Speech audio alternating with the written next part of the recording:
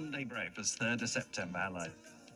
Every day you get blessed by the head of the Catholic Church, I guess, is it? It's exactly what happened to a team of amateur cyclists pedalling from Rome to London to raise money for Cancer Research UK, given an extraordinary send-off by His Holiness the Pope. Tim Stevens from Salisbury is going to be part of the 2,384-kilometre journey and joins me now ahead of heading out to join the team. So what actually happened then at the start for the cyclists who were there? Hi, Jonathan. Good morning. Thank you for having me on your programme this morning. Well, I think it was just an incredible experience for them. They were sat in the front row and had the opportunity to talk to the Pope and to present a Cancer Research UK cycling shirt to him. So he went along the line for the 10 riders and the support group, plus the 2 members from Cancer Research UK who were present there in the auditorium and in front of hundreds of people. They had that just huge privilege to be blessed personally by the Pope. So yes, Wow. it must have been an incredible experience. I know they got a real fanfare departure as they left the room. So it must have been amazing. Yeah, and was this something which was expected to happen, or did this come as a bit of a kind of out of the blue one?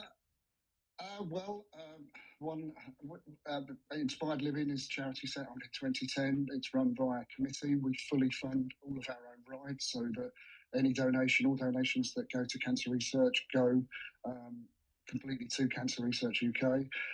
One of our members of the committee had contacts with the Catholic Church, and he said to the committee a year ago, I think we might be able to get an audience with the Pope, and we all thought, yeah, that's never going to happen.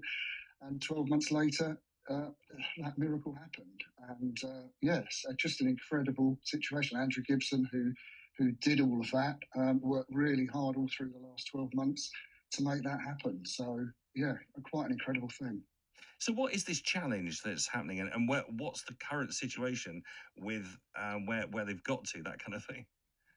Okay, well, the riders are in Tuscany. They're heading, so they, after the blessing on the Wednesday, they got on their bikes and started about 500-mile ride into Milan, and they arrived there Tuesday afternoon, evening. The 18 other riders that are starting from Milan, we all fly out Tuesday afternoon, and then all of us start riding from Wednesday morning. And the first 3 days is going to be a sort of brutal start because we're over the Italian Alps, of course. So It's going to be the toughest start that we've probably had out of all the rides that we've done since 2010. Because all the rides previously have been UK to Europe destinations. It's the first time we've come back to UK. I hope you got enough gears for that. Goodness.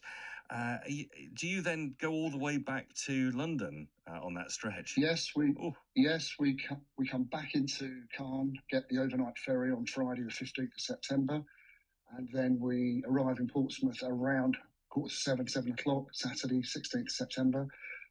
And then we've got a route then into London. So we're being met at Portsmouth by friends and family who are going to join part of that UK leg, who couldn't be part of the overall leg, but are committing to do the Portsmouth to London ride. Yeah. So, and why do you personally get involved with this?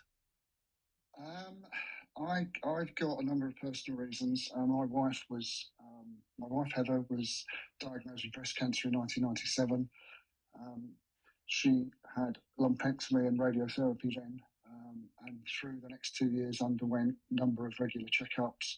And at the 24th month, it returned. The scan showed that the cancer had returned, and she underwent a mastectomy and had her lymph nodes removed. And then everything settled down, and she didn't have to have any more tests for a number of years. And then in 2015, as I noticed, she had a depression in her chest, and scans showed that she had secondary cancer in her lung and rib.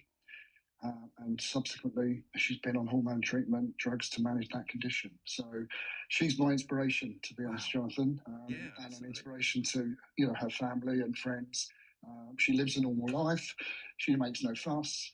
She just gets on with everything, and I think that's inspiration enough for me to do this. And I'm determined to raise money for Cancer Research UK, and I just, without the research that they do, Heather's drug might not be available. So I think that's a compelling reason to do this. Well, keep in touch with us. It'd be great to catch up with you guys and talk to some of the team who met the Pope as well on return when you get back to the UK. That'll be to the county. That'd be brilliant. And good luck with your stretch as well. And thank you. Have an amazing time.